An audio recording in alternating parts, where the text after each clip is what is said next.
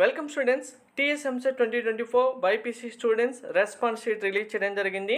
అందరూ మీ యొక్క correct answers count అయితే వెరిఫై చేసుకొని ఉంటారు. మీకు వచ్చే కౌంట్ బేస్ చేసుకొని మీ మార్క్స్ అనేవి ఆఫ్టర్ నార్మలైజేషన్ అనేది డిసైడ్ చేయడం జరుగుతుంది. నార్మలైజేషన్ ఏంటి, నార్మలైజేషన్ ప్రాసెస్ ఎలా చేస్తారనేది ఆల్రెడీ వీడియో చేశాను, మీకు కామెంట్లో డిస్క్రిప్షన్లో పిన్ చేస్తాను, చూడండి.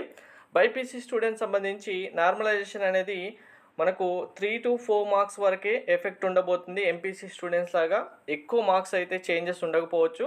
లాస్ట్ ఇయర్ కౌంట్ ఈ ఇయర్ కౌంట్ ఆల్మోస్ట్ సేమ్గానే ఉంటుంది క్వాలిఫై స్టూడెంట్స్ కౌంట్ కాబట్టి. సో పేపర్ కూడా ఓన్లీ 3 షిఫ్ట్లలో రాశారు బైపీసీ స్టూడెంట్స్ కాబట్టి ఈ నార్మలైజేషన్ ఎఫెక్ట్ అనేది అంతగా ఉండకపోవచ్చు. సో మార్క్స్ ఇప్పుడు మీకు మార్క్స్ వర్సెస్ ర్యాంక్ అనేది అక్యురేట్గా చెప్పబోతున్నాను. ఈ మార్క్స్లో మీకు +-2-3 మార్క్స్ డిఫరెన్స్ అయితే ఉంటుంది, ఎందుకంటే నార్మలైజేషన్ తర్వాత వచ్చే మార్క్స్ కాబట్టి అవి. సో ఇప్పుడు మీకు వచ్చిన ప్రజెంట్ కౌంట్ బేస్ చేసుకొని మీకు ఎంత ర్యాంక్ రావచ్చు అనేది మీరు ఇప్పుడు ఎక్స్పెక్ట్ చేయొచ్చు. బిలో 1000 ర్యాంక్ 110+ మార్క్స్ వస్తుంది. Below 2000 rank 100+ marks. Below 5000 rank 88 marks. Below 10,000 rank 77+ marks.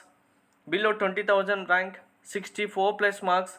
Below 30,000 rank 56+ marks. Below 40,000 52+ marks. Below 50,000 48+ marks. Below 60,000 46+ marks.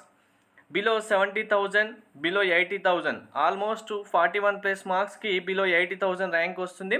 So ఇంకా మిగిలిన లాస్ట్ ర్యాంక్ వరకు మీకు 41 40.2 40.3 బేస్ చేసుకొని మీకైతే ర్యాంక్స్ ఇవ్వడం జరుగుతుంది.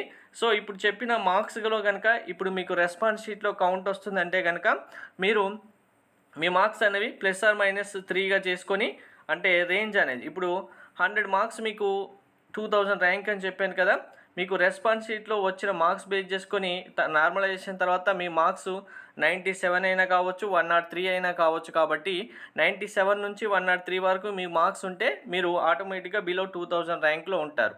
ఇది మార్క్స్ వర్సెస్ ర్యాంక్ స్పెసిఫిక్గా బైపీసీ స్టూడెంట్స్ సంబంధించి. Thank you.